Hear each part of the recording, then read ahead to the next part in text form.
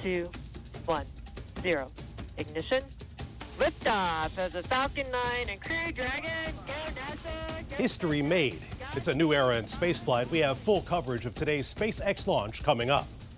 And Phase 1 in Northern Virginia, how businesses are adapting as the crowds descend on restaurants and shops.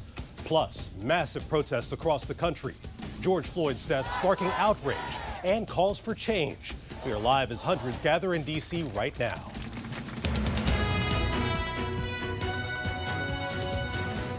This is WJLA 24/7 News. On your side.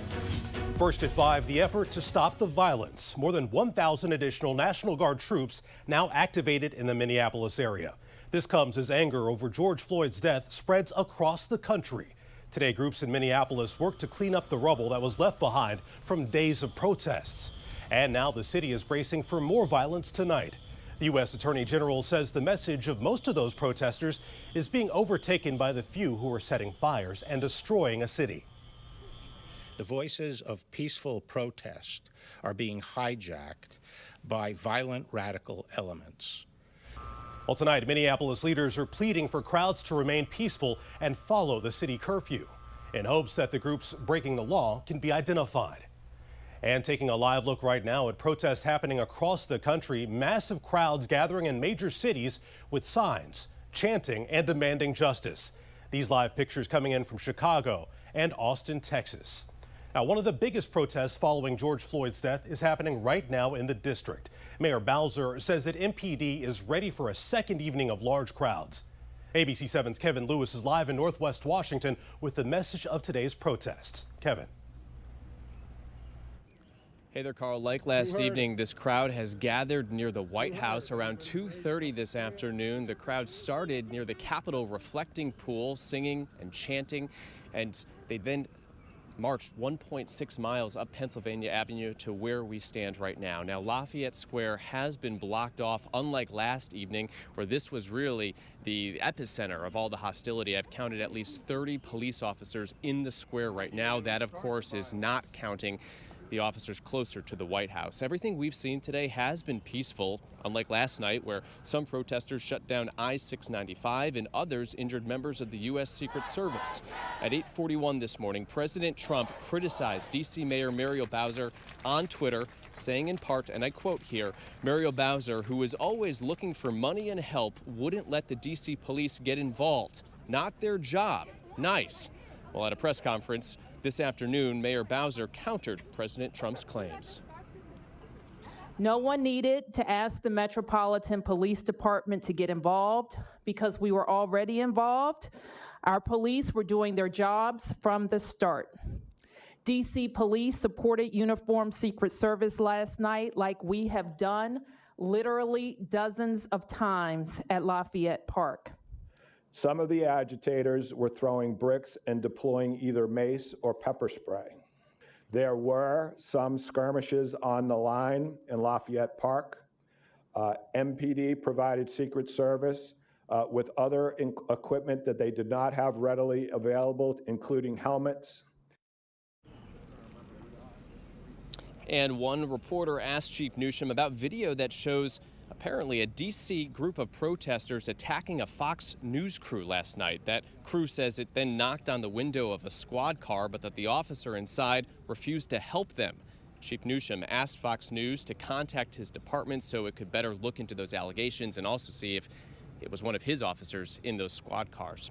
Now back out live, and the big question on everyone's mind at this point, will these protests remain peaceful into the evening and the night? Mayor Bowser professing today during her press conference, and I quote here, "Our power is in peace, in our voices, and ultimately at the ballot box."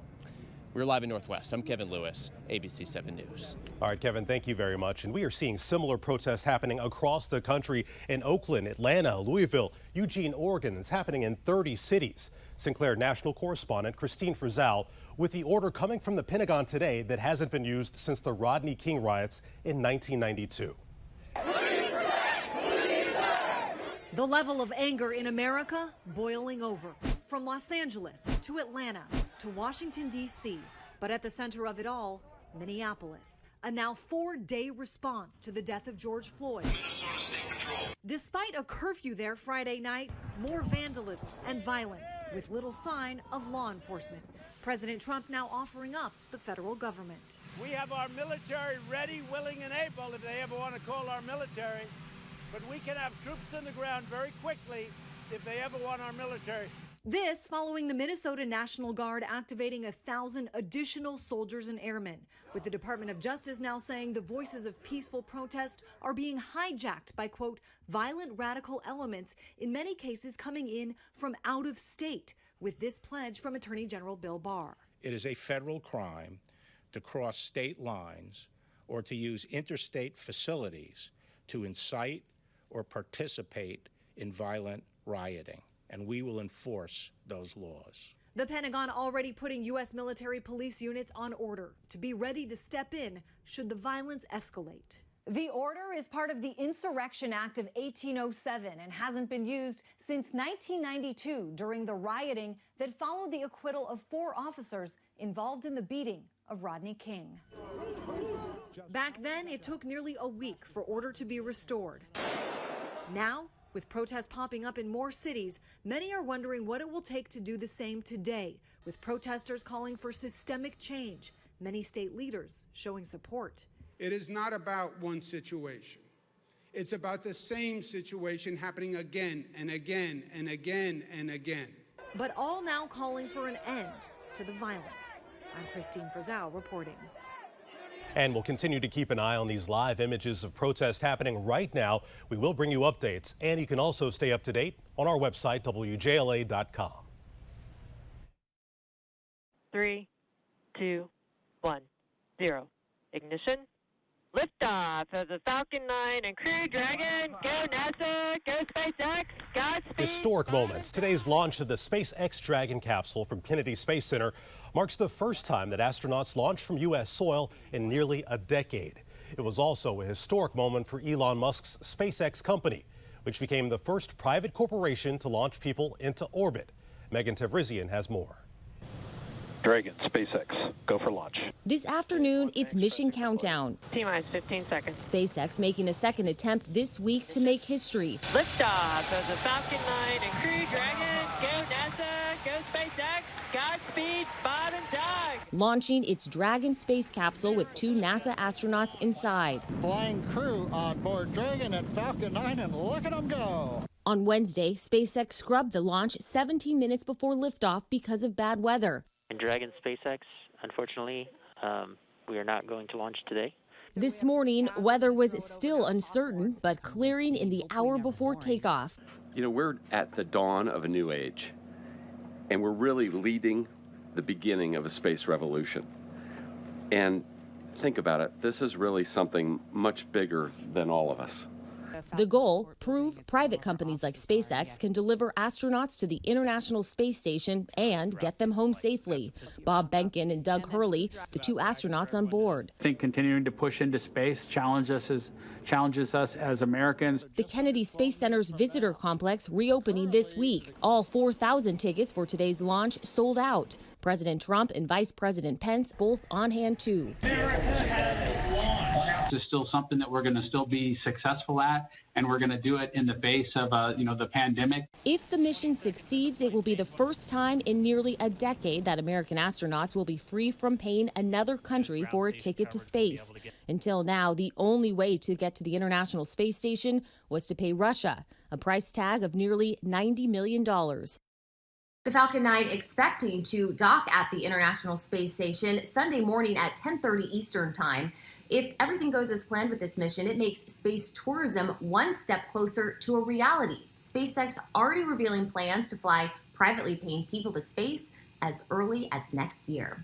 Megan Tevrizian, ABC News, San Diego. And we are turning now to weather, a summer-like day with plenty of sunshine out there. 7's on Storm Watch, though, tracking when we could see our first 90-degree day of the year. Let's get to meteorologist Rachel Kay.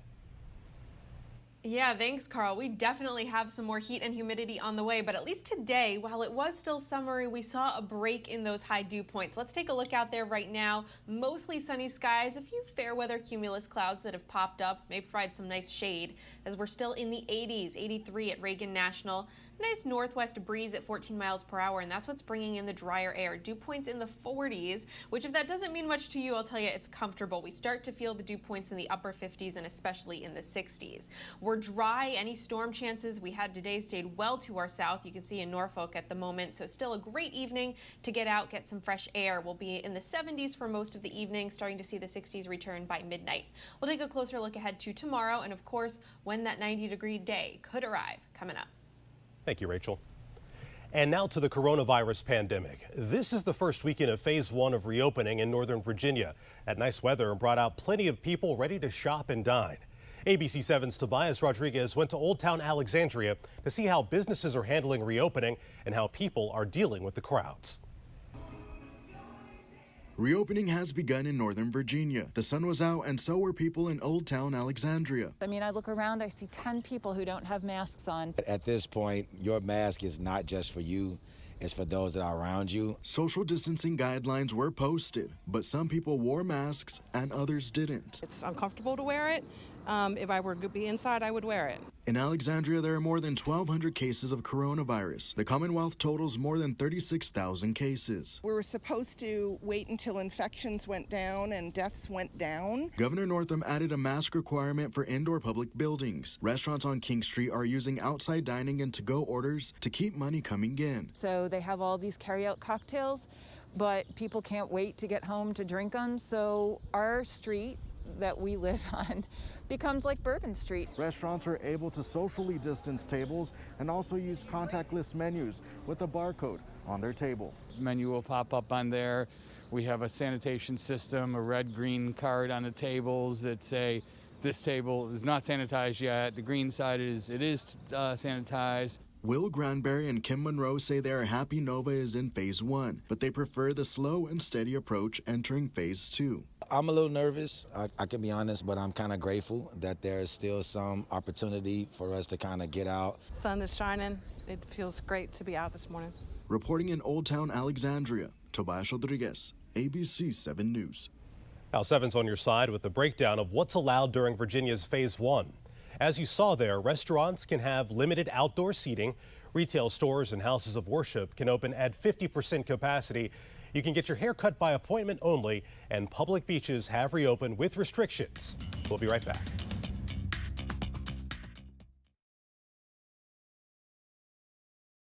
Now in Northwest Washington, that's where protests in response to George Floyd's death are escalating. We want to get you back out to Kevin Lewis right now. And Kevin, what's changed in the last 10 minutes since we last talked to you?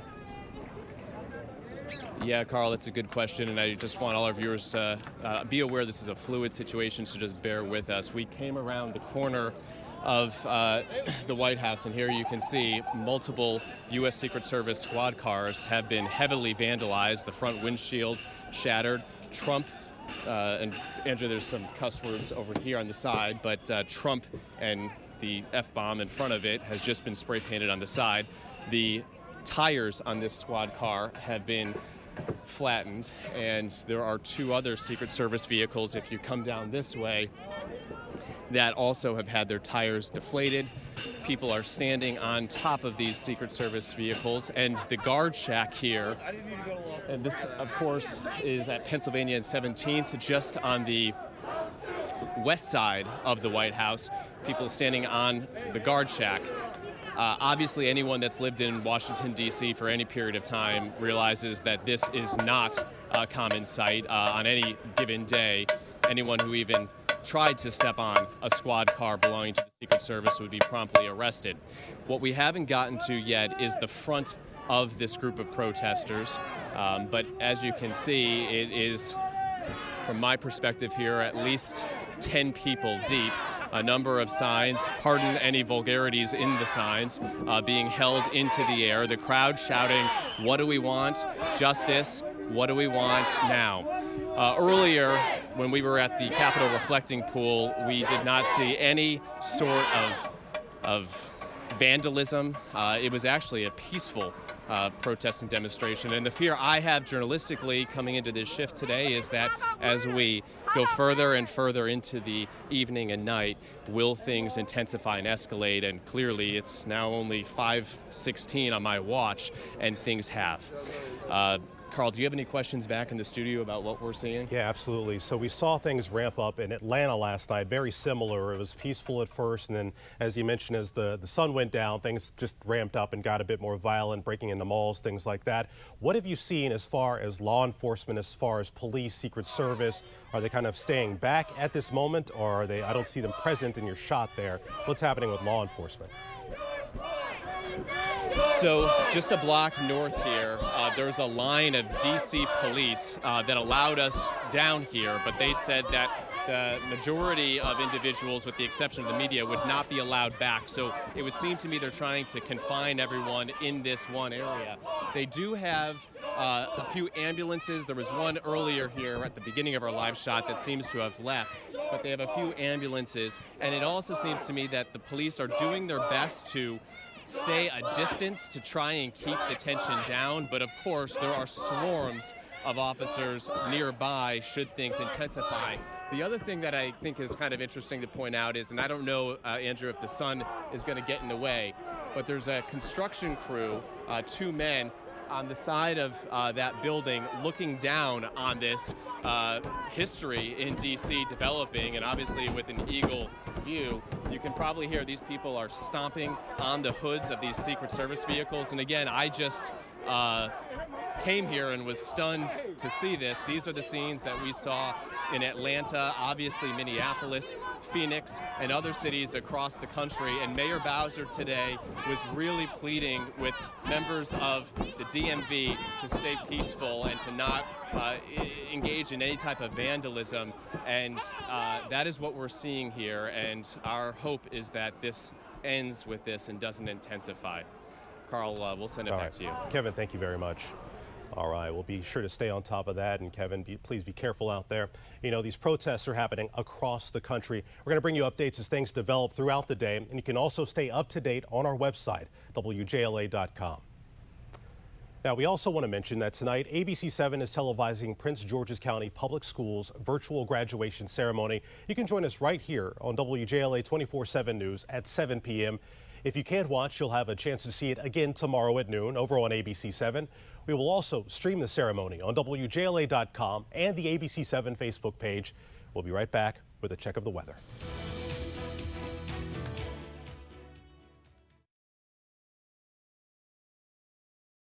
We want to get over to Rachel Kay with an update on the weather. Rachel. Hi, Carl. Yeah, it's been a gorgeous start to the weekend so far. Nice to see that break in the humidity, but still kind of summery out there. Let's take a look at the view from our Mandarin Oriental Skycam. Kind of one of my favorites, I'm sure, for many of you as well, because what a gorgeous view. A few fair weather cumulus clouds out there, but the sun is just glistening off the water with all the green trees. Temperatures still in the 80s for a good portion of the DMV. 79 Leesburg, Winchester, 78 over in Petersburg, and 83 in the district. So it's going to be a warm evening for us, but we've said goodbye to that high humidity. The dew points down into the 40s and 50s. We really start to feel it when the dew points reach the 60s, which is where we were for a couple of days this week, and where we will ultimately return to as well. So enjoy the next few days with this low humidity. You can see Tuesday we'll start to see those dew points tick back up slightly. It's going to be more in that muggy to soupy range for the mid and later part of the work week. But right now we're focusing on the fact that we're on the dry and cooler side of the cold front that passed through, brought some scattered showers last night, and now we're really not seeing much heading our way except for the continued sunshine. So you'll be able to enjoy that for the next couple of days. Temperatures will continue to cool though. So highs today, mid 80s. Tomorrow we're going to be about 10 degrees cooler, staying in the mid 70s. Still very comfortable, just a bit below average for this time of year, feeling more like maybe early May rather than late May. But since we had such a very cool start to early May, I think it's nice to see some of those mid-70s return.